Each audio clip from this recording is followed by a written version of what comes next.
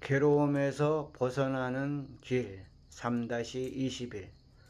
재물과 명예와 권력들은 그것들이 적을 때는 사람에게 숙이지만 그것들이 많아지면 사람을 노예로 삼는다. 이러므로 이것들의 본 실체를 알아야 한다. 재물과 명예와 권력은 아침 안개처럼 왔다가 아침 안개처럼 가버린다. 그것들은 헛개비와 같고 꿈속의 일과 같음이라. 항상함이 없으므로 집착함에서 벗어남이라.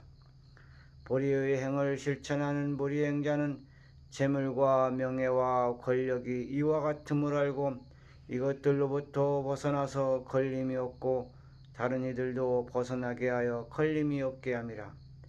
물질로 된 육체가 항상하다고 고집하고 집착한다.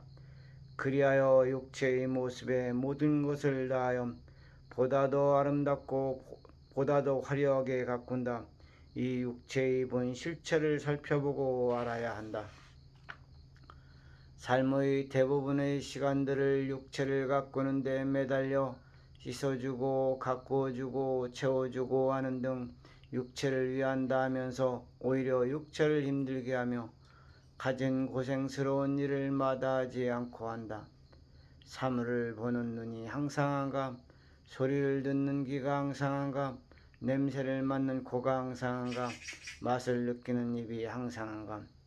느낌을 지각하는 몸이 항상한가?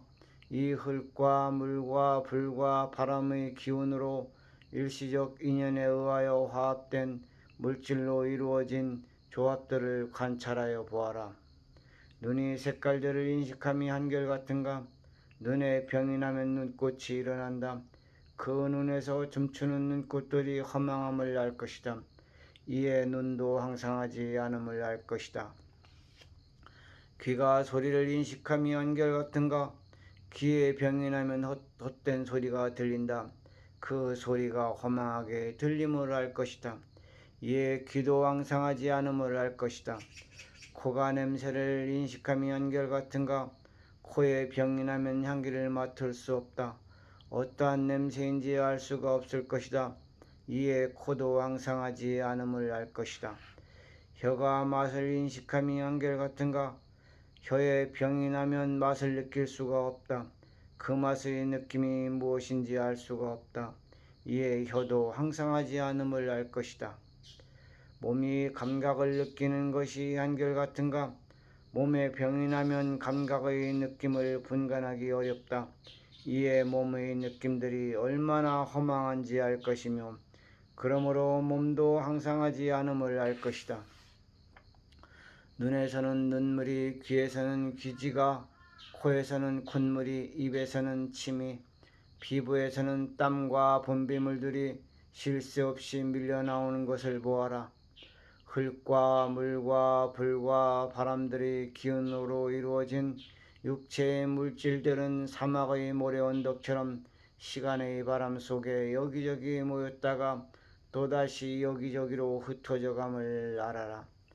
나무가 흙과 물과 공기와 햇볕 등의 모임들이 모여서 자라고 커져가다가 다시 잎과 껍질과 줄기가 떨어지고 어느 순간 쓰러져 가듯이 이 육체도 그와 같음이라. 아침 안개가 물과 대지와 태양의 조합으로 모였다가 흩어져 가듯이 육체도 갖가지 인연들이 모였다가 인연이 닿으면 흩어져감을 알아야 한다.